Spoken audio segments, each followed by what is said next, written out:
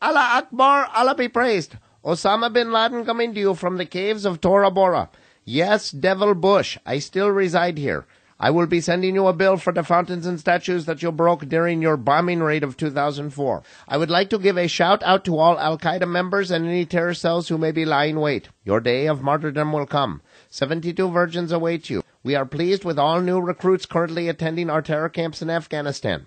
And I have been told to announce the Holy Mosque Bake Sale, which we will be having April 21st to honor the Prophet Muhammad's birthday.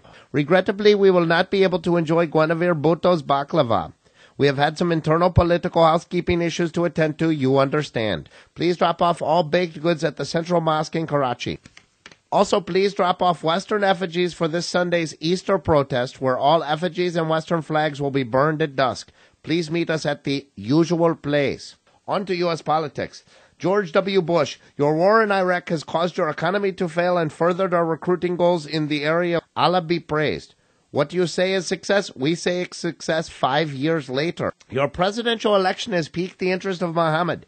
This John McCain who considers a continued war in the Middle East. To this old man we say, bring it on. He has not even seen our water borders yet. And for the Democrats, do you believe we will listen to this burqaless-wearing woman?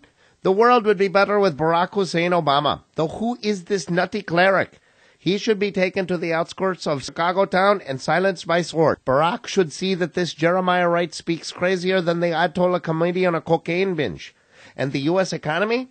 What is this Bear Stearns bailout? Those investors would have been better off with a commercial airliner crashing into their headquarters.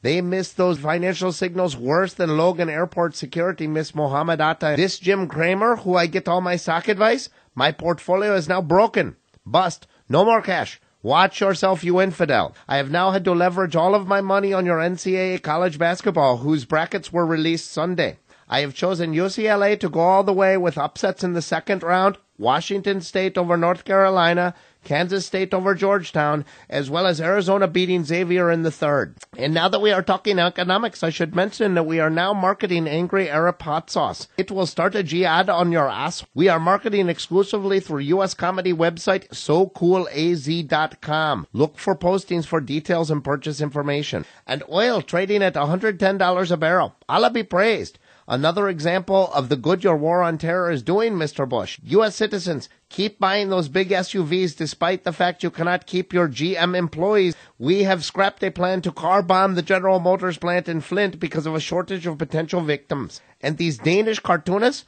how we are offended. I once found my son, George bin Laden, looking at this anima porn. These artists will receive 20 lashes with a camel whip before their beheading. Which brings us to a celebrity news. Mel Gibson planning a biopic on me, Osama bin Laden, starring Paul Giamatti, co-starring Britney Spears. We look forward to its Pakistani release. And Tara Reid, baby, why have you stopped texting me? At first I thought it was CIA interference on my mobile, but last time I was in LA, your car was in the driveway and your curtains drawn. What have I done? I want your American pie. That is our latest release on March 19th, 2008. We here in Al-Qaeda calling 2008 2000 great. Again, Allah Akbar, OBL out, TTYL.